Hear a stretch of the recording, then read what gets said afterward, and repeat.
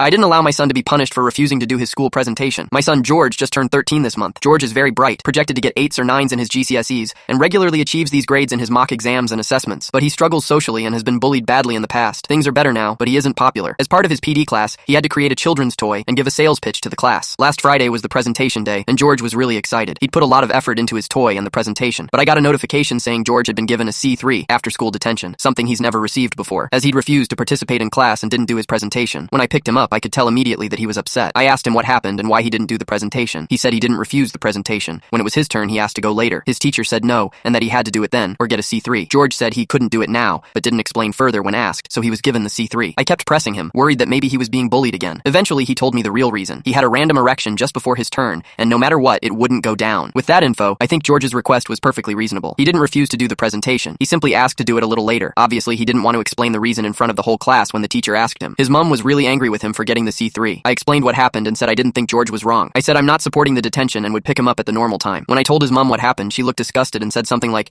"Why did he even have one in class to begin with?" I explained that random erections happen, especially in early puberty, and they don't always relate to sexual thoughts, which is what she was assuming. She replied, "Well, I'm not sure that's true," dismissing what I said. So I told her, "You might not be sure, but I am." She insisted we needed to present a united front, along with the school, and that by going against her, I was sending George the wrong message. I asked why her way of handling it was automatically right, and why I should be the one to concede. It escalated into a big argument, which we haven't had in years. She's saying she is going to punish him for refusing when it's her week with him next week, and that I am being an AH for going against her. Her mother texted me saying I was setting a bad example for George by letting him get away with being disrespectful to his teacher, which he wasn't even, just asked to do his presentation later. I respectfully told her she should mind her own business, and that George was my son, but now I'm worrying whether I've done the right thing, and I need some outside perspectives.